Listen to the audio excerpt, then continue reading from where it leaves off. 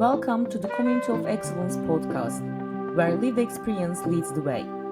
I'm your host Nil Sunar, and my co-host is Hassan, aka Cass, and together we'll be exploring powerful conversations at the heart of mental health, recovery, and peer support. Welcome to the Community of Excellence podcast.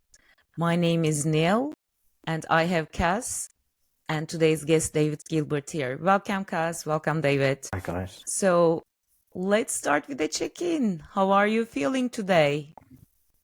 Yeah, I'm in the process of rebuilding, and some days are better than others. Recovery isn't a linear process, but today I'm feeling okay. Thank you.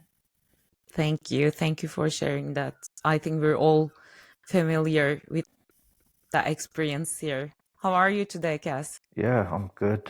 Can't complain. Just been chugging along, juggling work and life and your home. Like David said, it's never really easy, but we just have to keep going, one foot in front of the next. Yeah, absolutely. I've been on a pain festival recently, so I feel for you, gentlemen. So welcome to the Community of Excellence podcast. As we said in the intros, we have David here and we're very excited. We'll start with Cass's questions and then have a conversation about David's journey and wisdom on patient leadership. Lovely. First of all, David, it's lovely to see you again. And I just want to, let you know that only share as much or as little as you feel comfortable sharing. No pressure to, dig any deeper than you want to. And yeah, so I think to get things started, talk about your sort of experiences, with sort of mental health and or substance challenges and how that sort of influenced your life choices and, ended up getting you where you are now and, having achieved quite a lot in the healthcare field. I mean, it doesn't feel like a lot. As you get older, it feels less and less, I have to say. First of all, I should say thanks for having me. Never been on one of these before, so it's a bit of a journey for me. To be clear, I unfortunately have not had substance challenges. I feel like, there, but for the grace of whatever, go I with that. But I've had severe mental health challenges. Between the ages of 25 and 31, I went through the psychiatric system, through various psychiatric wards, secondary care, and was lucky to come out the other end. And I've then had, in later life, 3 breakdowns, and one of which I'm just recovering from. So 2023 was a write-off for me. 2024 seems to be a project of rebuild rather than recovery. And rebuild feels like what it's like because I can't remember what I was like before it. So it feels like from scratch. And at 62, that's not easy to do as one's pondering end-of-life issues and late middle-age crises as well.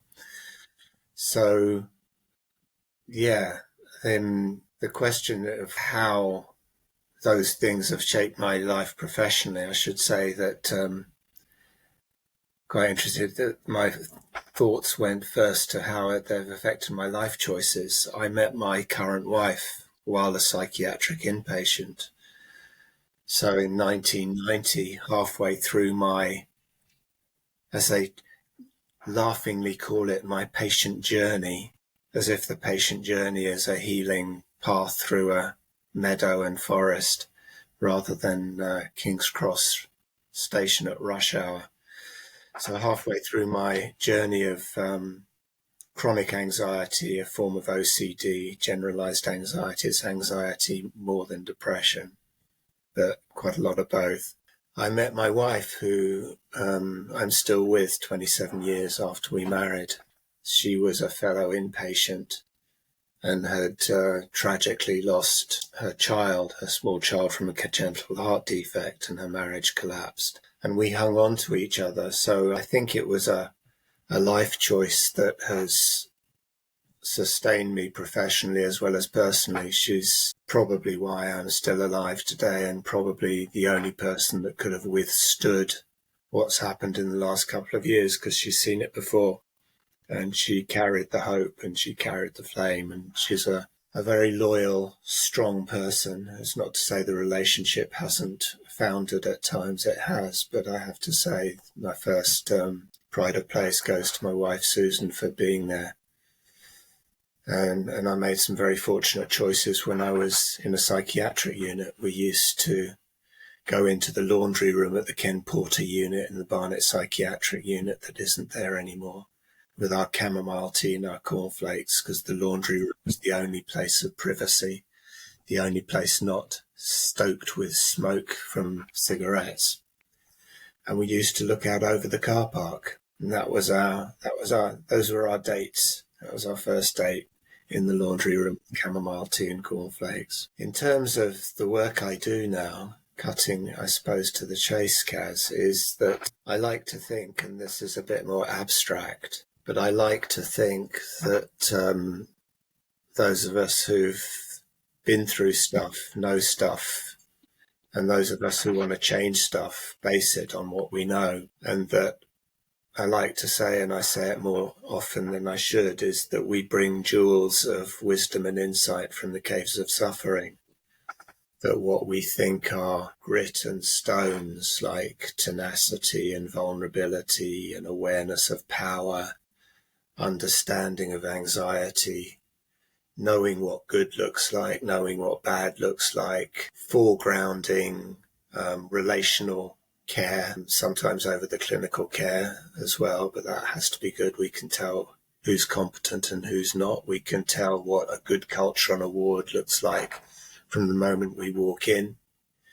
That all those qualities we underplay, and we have a deficit approach to mental health problems, as you know, and that my approach to what I call patient leadership is very much asset-based. Just, like community development is all asset-based and trying to find strengths in what a community has gone through. I think I've borrowed from that, stolen from that, plagiarized from that, and tried to see what we as individuals bring as strengths from those caves of suffering. I'm not great at doing it with myself, but I'm quite good at spotting it in others. And the other part of the equation is all that stuff we were before we were ill.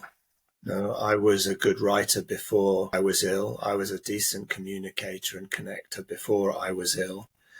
Those things were frozen whilst I was ill.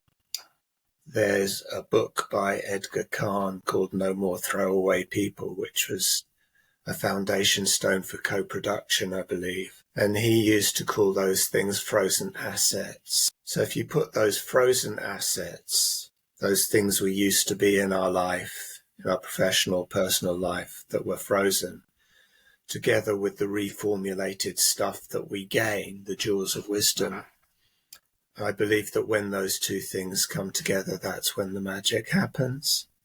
When you provide opportunities for people to flourish in a work situation or professional situation, then that's when the magic happens. Does that make any sense at all?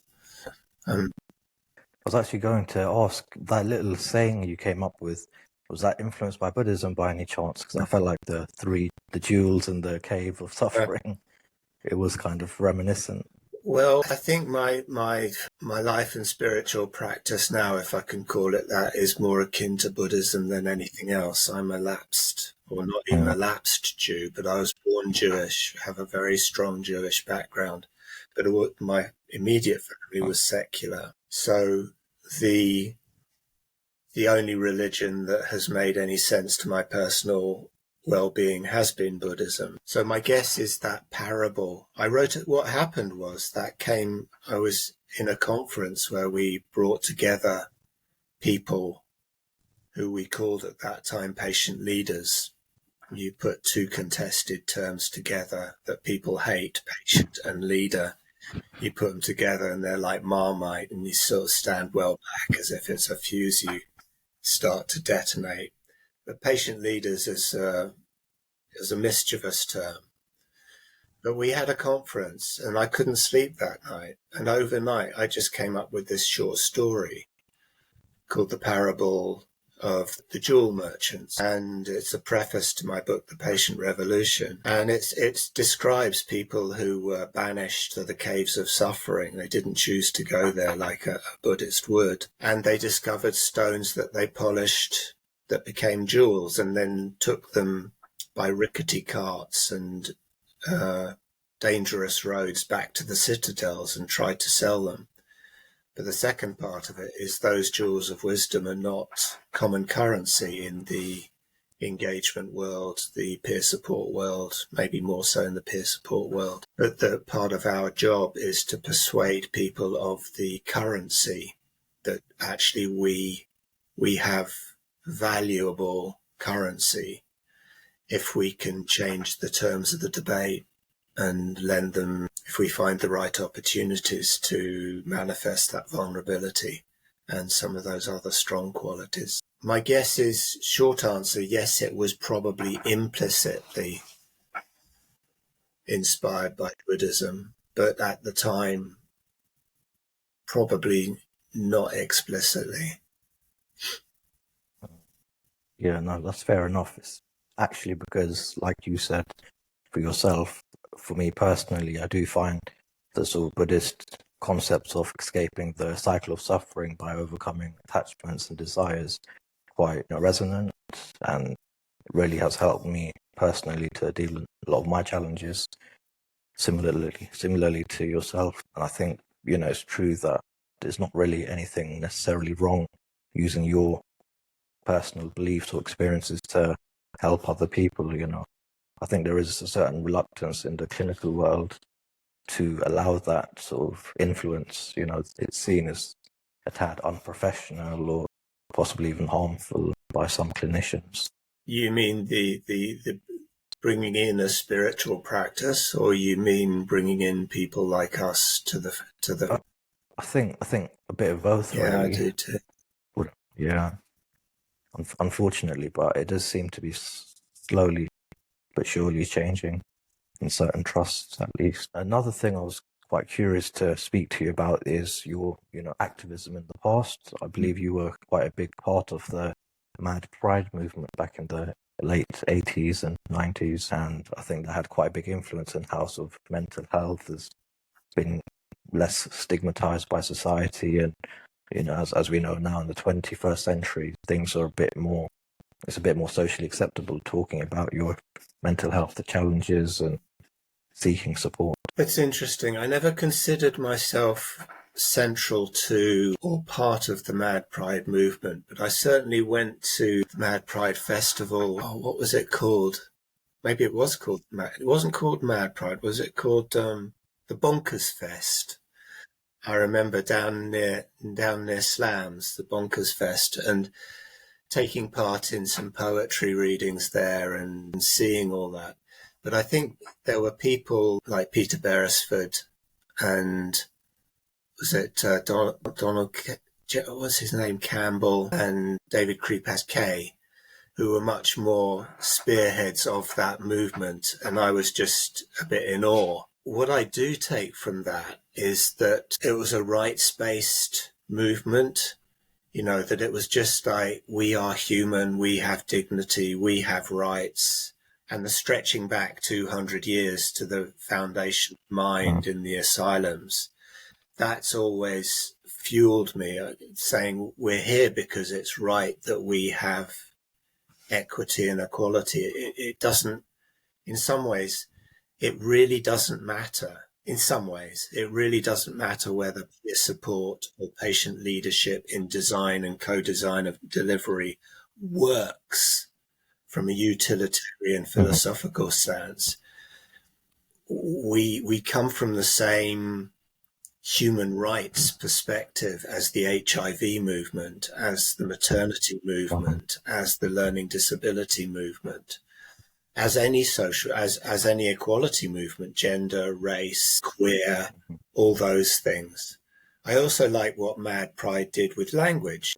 The whole thing of turning it upside down to call queers dykes was really bold in terms of language and reframing, a reclamation, if you like. And I think that's why I chose the words patient leader. to upset people, to circumvent, to turn language upside down. I write a lot of poetry, and I'm quite interested in the way that words are used.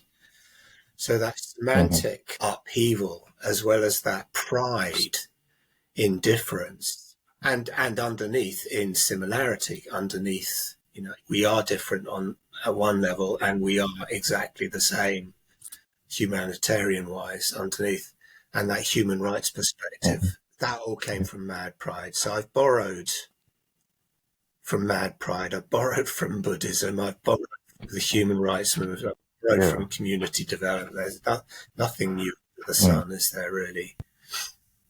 Yeah, no, we always say, take whatever's useful and leave behind the things that you don't find very effective. And like you said, it's not really stealing. It's, humanity is all about borrowing, influencing, collaborating, and just taking things to the next level, which I think you've done amazingly in your sort of life and career.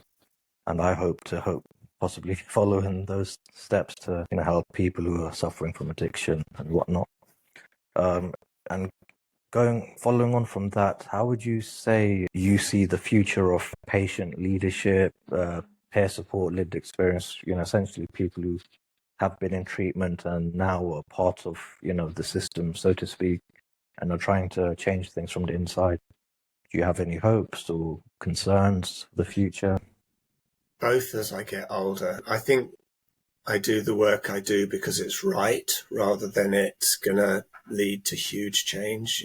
We have to, we're surrounded by terrible things as a Jew, and seeing what's happened in Gaza, and seeing Netanyahu, and seeing the terrible things that Hamas has done, and having a Zionist background in terms of my grandparents is making me despair, if you like, for the future of the Middle East and people living together. But you've got to have hope, and I think that comes from a deeper faith in you've got to do what's right, haven't you? All you can do is do what you can. Maybe I've become more pragmatic and less idealistic.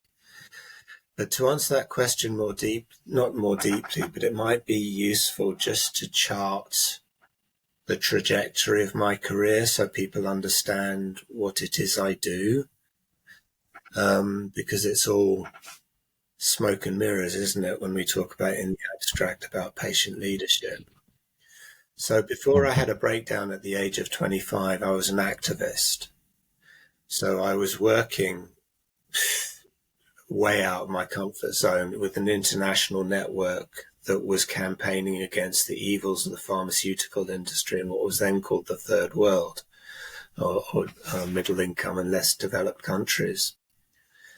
I then had a breakdown between the ages of 25 and 31, and then came back to activism. I came straight back, and I worked at Which magazine. I was a chair of a local mind in Barnet. At the time of Care in the Community, we helped to close Knapsbury Hospital, and we set up some Care in the Community provision as local mind. And that was the time professionally I went to work at Which magazine. And hid my past. I didn't come out at that stage. So the first half of my life was activist and mental health sufferer, outsider, campaigner. We hate professionals, the old mind baggage that has softened over the years.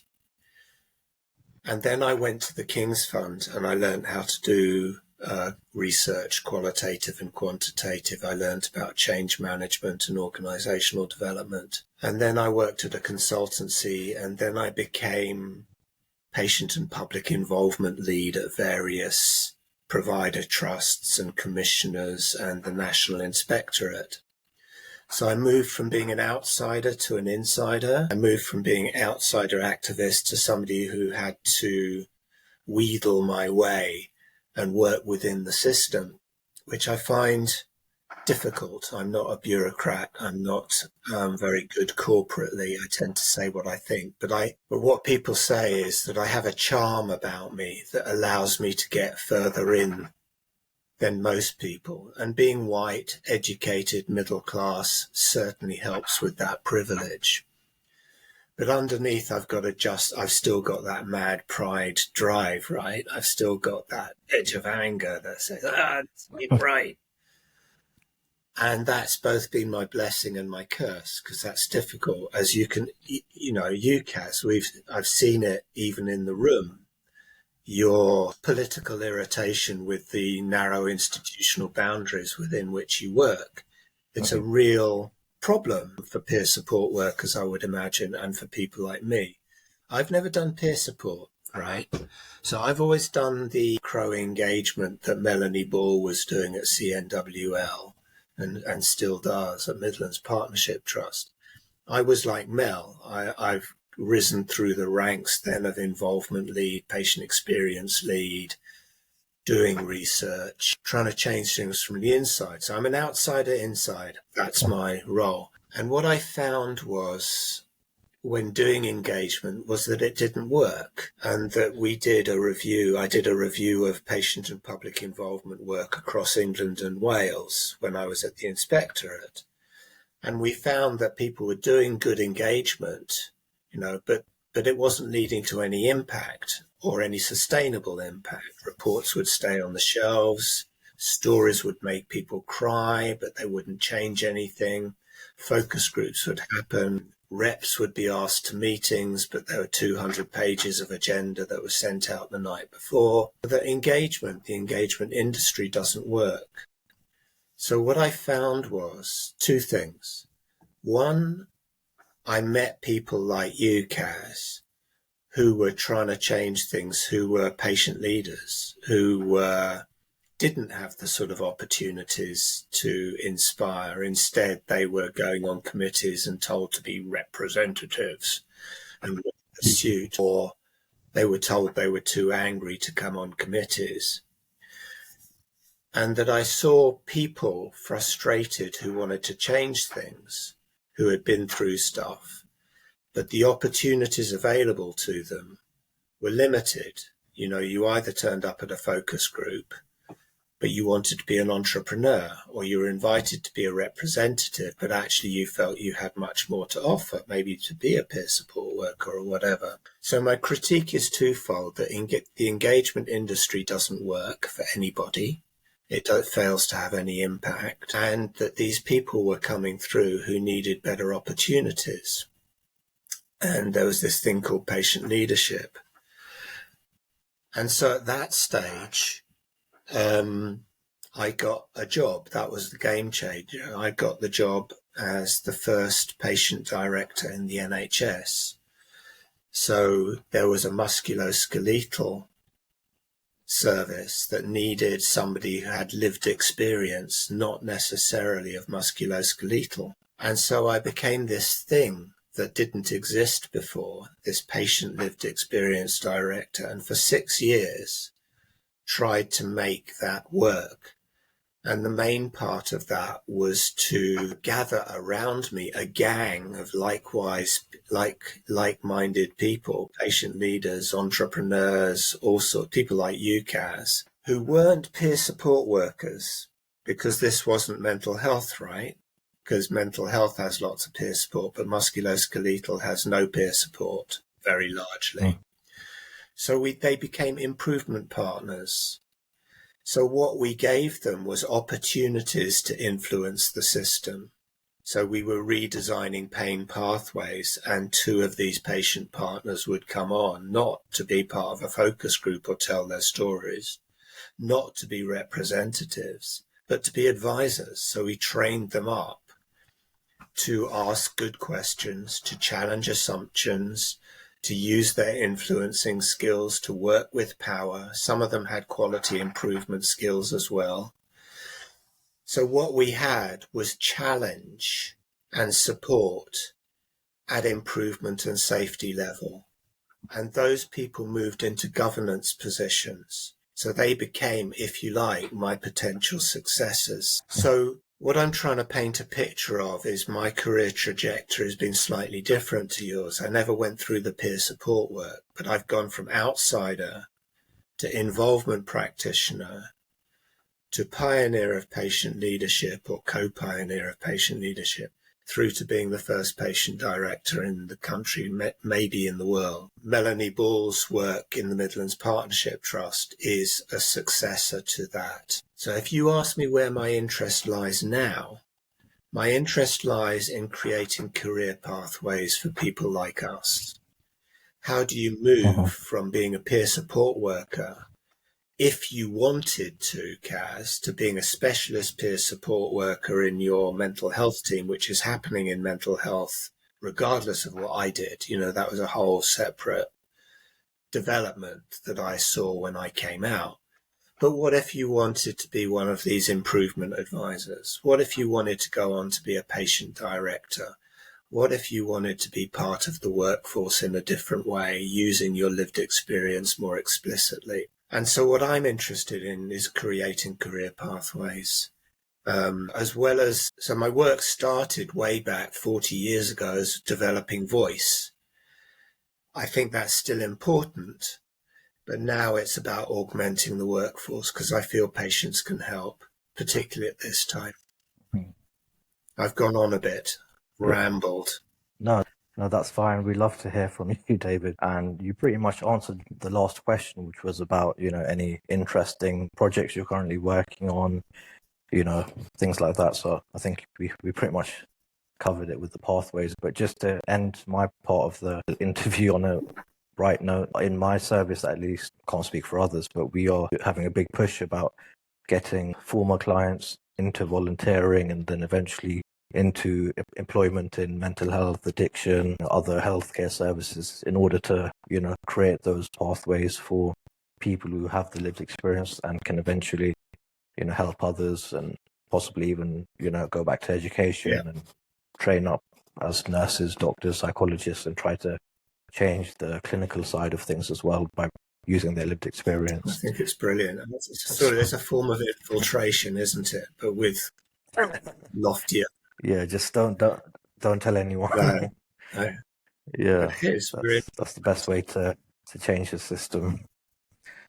All right, thanks for that, David. I'll pass it on to Nil. I think that's everything from. There is another question about future projects, but I'll save it to the end because actually you beautifully segued into one of my questions, which is, when you think of your personal experience in all the work you've done and the life you lived, with the knowledge you have now about the patient leadership and lived experience work, now there are thousands more people getting into experiential work, be it expert by experience, be it as a peer support worker or other forms of patient leadership.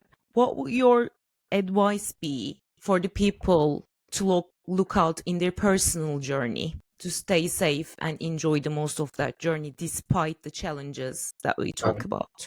Well, we haven't talked about the challenges, have we? I breezily passed by all my later breakdowns. The conversations I have most are about how do you look after yourself if you're sensitive, if you're idealistic, if you're passionate, if you're vulnerable, if your boundaries are permeable. Then how do you stay safe? And it's a double whammy because you're coming back into the system often that's harmed you. And I'm not saying everyone who goes into this work is harmed. A lot of people who go into it in cancer, for instance, have been saved. And a lot of people in mental health have been saved. I'm not going to cast any aspersions, particularly on the psychiatric system. Mad Pride and what I feel has done enough of that. We don't need to re-rehearse 200 years of damage. But what I'm saying is, what am I saying? I've lost it for a moment. Yes, how do you say stay safe? And I don't know whether I have an answer to that question because I haven't. I feel my latest breakdown is just because that patient director job was too much. I didn't, through no fault of their own, the organisation that employed me, I don't think they knew how to support me. I don't think the infrastructure was there. I don't think the infrastructure is there for isolated experts by experience, or whatever we call them, experiential practitioners, as I like to call them.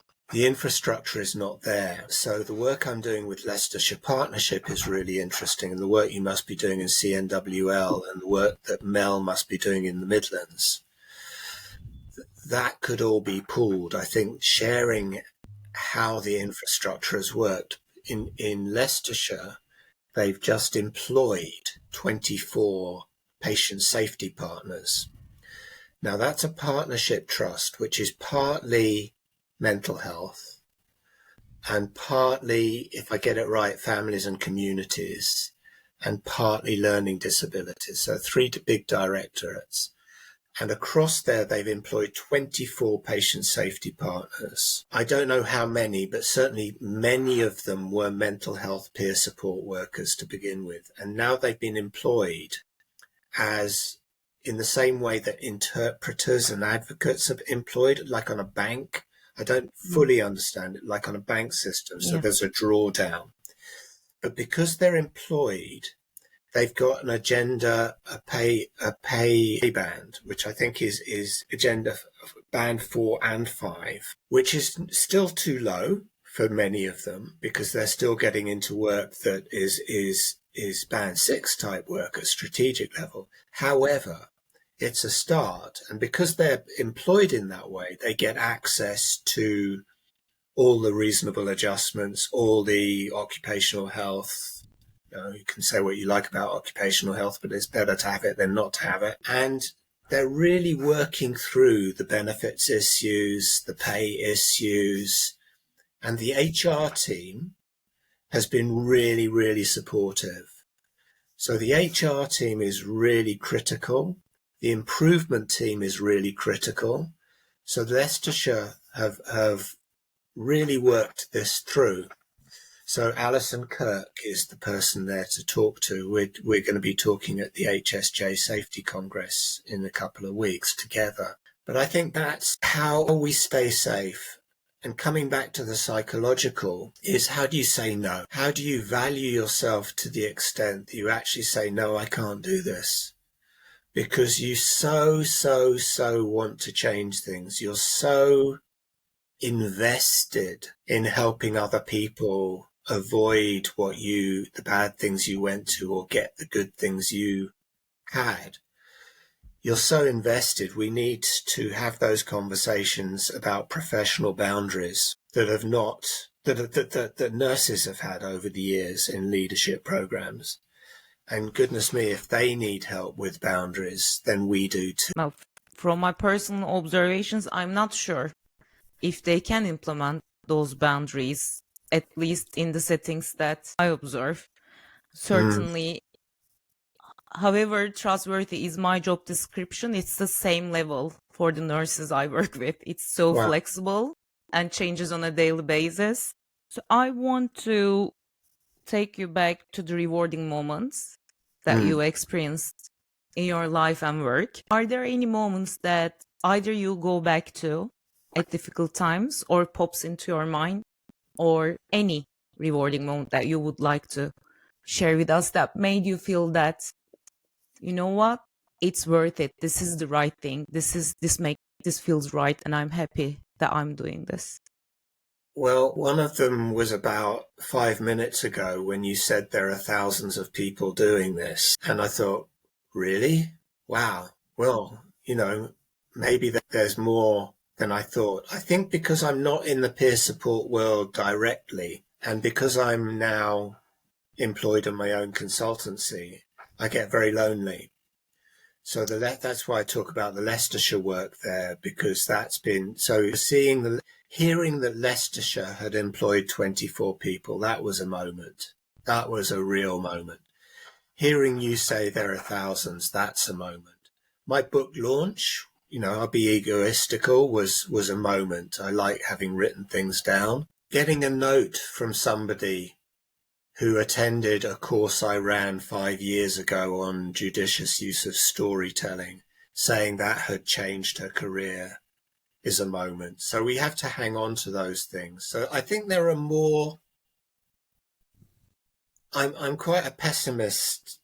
I'm a worrier, not a worrier, a worrier. And so I'm always anxious in that sense.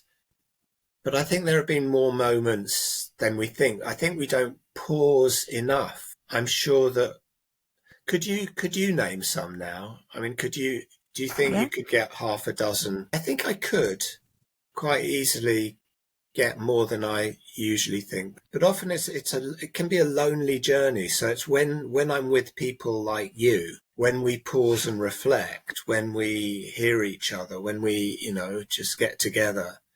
I think that's when I'm with others. Absolutely. I have many of those and I rely on them to keep going as well.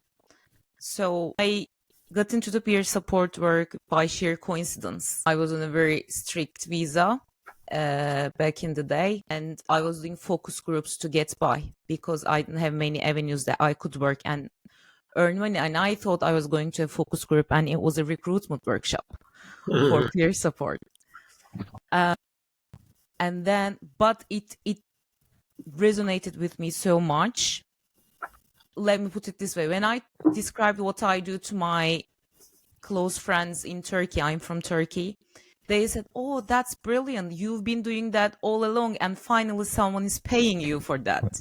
The most recent set of moments, I'm going to say, was I was in Utrecht in a mental health conference called Global Leadership Exchange. And I met people from all over the world who is working in lived experience roles, peer support roles, in peer research roles, and coming together, people from New Zealand, Australia, Canada, Ireland, Scotland, Iceland, I don't want to miss anyone, Belgium, Netherlands, and hearing them talking about even the same problems, even the conversations talking about the same problems made me feel like I belong. I always felt like an outsider, and it's part of the reason I moved abroad, because I thought I will never get a feeling of belonging. So let me move somewhere so it makes sense to feel like an outsider. Yeah. And actually felt the belonging that I didn't think I would ever feel. And it was brilliant. Yeah. I went on my amazing trip to Australia and felt the same. Yeah, we need to find Absolutely. an Cass, often outsider tribe. Yes. would you like to share some moments with us? Yeah, sure. I think, like David was saying, it's hard to really pin them down sometimes. But for me personally, I spoke to my mentor, and we have this little thing where we say in peer support, probably the most sort of meaningful achievement tends to be when a former client of yours, sorts out their issues. You help them to get over their challenges, and then you sort of help them to get into employment. So not necessarily in peer support, but when it is in peer support, mental health, addictions, etc., it's very sort of gratifying. And I had that quite recently, and seeing my sort of protege, I guess, who also happens to be probably twice my age, working in a recovery program in Brent and doing amazingly. It's very satisfying, and yeah, it does make all the tough times a bit more bearable to know that even one or two people have been helped by you, and they're spreading the wisdom and helping others. So that's definitely my big one. I think I'm a bit jealous of that because I haven't been in peer support. Mine has always been smoke and mirrors. I come in and develop a strategy for somebody, or we have loads and loads of meetings about this strange, wacky idea called patient leadership. And by the way, my work is beyond mental health, and I think it's less advanced. I think mental health, like it always is one step ahead of many other services. But I've always been a bit jealous of peer support workers. Maybe I should become one. And caseload, so I can actually fall back into it, because it feels more real what you're doing. That's why I have to remind myself of stories and 24 people being employed. It's much more, yours is much intangible, tangible. Yeah, David, I've got a lot of plans in my mind about how we can work closer together in future. So just give me some time, and I'll ping you over some emails. And I'd love to carry on working with you again. I'm sure. Yeah, Neil feels similarly. Absolutely. And that will bring me to my last question. I love the natural segues, which is that, so we know there are expert patient roles in the NHS. There are peer support roles in the charity and lived experience and strategic roles. But there are lots of entrepreneurs that bring their lived experience like yourself into their work. But we don't have much space in the media. So this is one of the limited channels to learn about that experience. So I want to ask two questions together. How is it to be an entrepreneur and use your lived experience? And are there recent or not recent patient entrepreneurs you would like to tell us about so we can get some inspiration? Well, when I helped to found the idea of patient leadership, we founded a Centre for Patient Leadership. And one of the ideas I had we were going to form with somebody else I'll tell you about, who's sadly died now, but he's such an inspiration. We were going to form a school of health entrepreneurs. Now, there is a school for social entrepreneurs, SSE, and a lot of people who go there have been health entrepreneurs themselves. There was a guy called Paul Hodgkin who founded a company called Patient Opinion, which is now going as Care Opinion. And he was a GP and entrepreneur. But Michael Sears was a man I met who's now sadly died, but he is the arch entrepreneur. He had Crohn's disease. He woke up from an operation with shit all over him, and he invented a Bluetooth sensor colostomy bag, which allowed him to measure the ingredients in it and to measure the overflow, to take it out and self-care, and allowed him then to have virtual appointments with his consultants based on the contents of his colostomy bag. And he became an entrepreneur, a company that's still going called Health 11. And sadly, very sadly, he died eventually of complications of his bowel problems. But he was the ultimate health patient entrepreneur. And we were going to, as I say, we were going to develop a school for patient entrepreneurs. And it's still an idea that floats around my head, but I'm becoming too old for that malarkey, and I'm not a great businessman. But the point being that you're absolutely right. Some of those entrepreneurs don't want to go back and challenge the system. They want to develop user-led companies or ventures. And I suppose mine could be, I've never seen my role as entrepreneur. I've always seen my role as activist, outsider, insider. And I suppose in that space, I've created a space which could be called entrepreneurial. But Michael had the gift because he had communication skills, he had PR skills, he had management skills. There's a woman called Kynwyn Giles who had breast cancer, who developed a charity called Shine, which has won all sorts of awards for young people with cancer, because she realized there was nothing out there for young people with cancer. So she's created this space. So I think what you've got is a space for patient entrepreneurs in the digital world coming through. I think that's where you're going to see a lot of the entrepreneurial space and patients taking control, wearables, Fitbits, all the stuff that I'm far too old to know. And in the space of user-led organizations, not just in mental health. So not everyone will be crazy enough to go back and battle the system. The disappointing thing in all that is Michael could not sell his kit in the NHS because we were so poor in the UK at uptake of entrepreneurial, especially outside entrepreneurial gifts. He had to go to the States to form his company. And he said, David, I crossed the UK off my export list because they're so anti-patient innovation. They're so closed to patient entrepreneurship because the whole system of innovation in the UK is based around clinical research, products and treatments, surgical interventions that come down the professional institutional line. So we're outside that loop. So for Michael to do what he did in the technical world was extraordinary. But the UK is still very, very insular. Whereas what Kindwin has done in the charity world, there's some more space for charities and user-led work that create communities. Whether there's a lot of funding for it, that's another thing, because the voluntary sector has been decimated, right?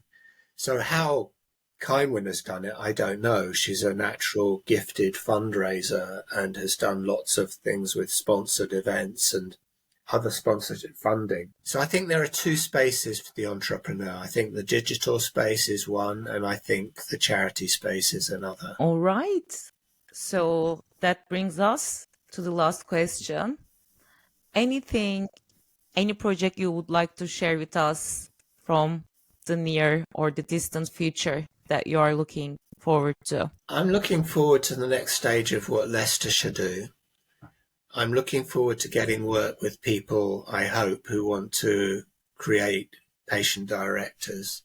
I'm involved in a national piece of work called the Culture of Care, which is a grandiose project of NHS England to improve culture of care on the psychiatric ward. And though I've often been sceptical of national initiatives, I think this one could do something.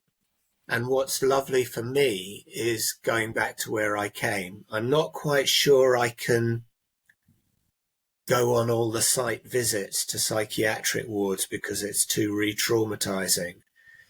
But I'm really looking forward to being able to say, you know, this happened 20, 25 years ago. Is it still going on? Heavens, it is. You know, some of those things are still going on. How can I help? So on a personal note, I'm looking forward to all that culture of care work. On a patient leadership note, I'm looking forward to working with organizations that can share that vision. Brilliant. So any question? There's one Yeah. more. Yeah.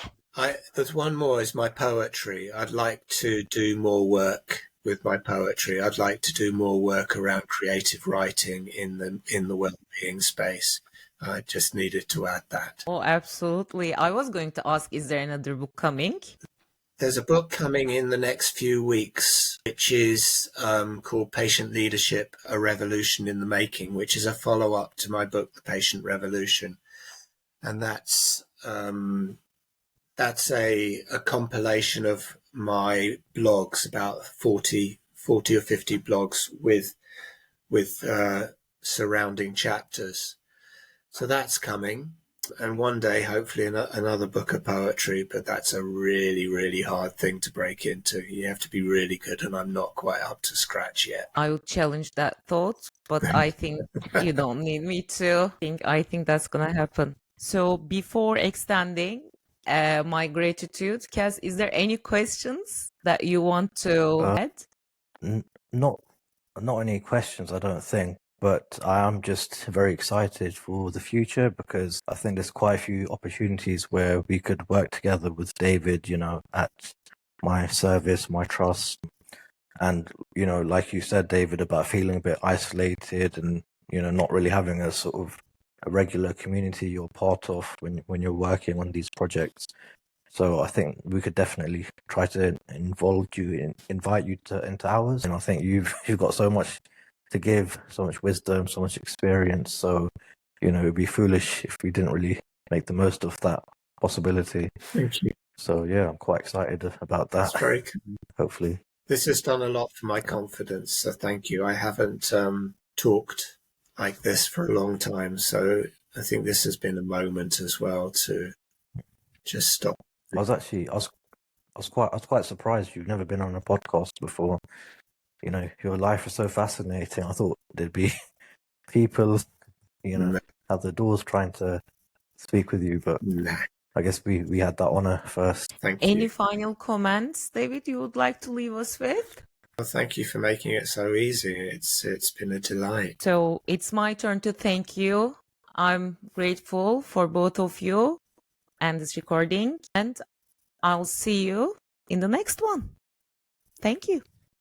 Thank you. Take care. Thank you for joining us on this episode of the Community of Excellence podcast. We hope these conversations help break stigma, build understanding, and remind you that healing is possible, especially when we come together. If you have been affected by anything in this episode, please know you're not alone. Support is available.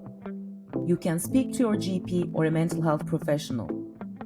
For urgent mental health support in North London, contact the crisis line on 0800 151 0023. You can also call Samaritans anytime on 116 123. For free confidential support, you can text SHOUT to 85258. You can also call Calm Helpline on 0800 585858. Until next time, keep connecting and keep believing in the power of lived experience. This is more than a conversation, it's a movement.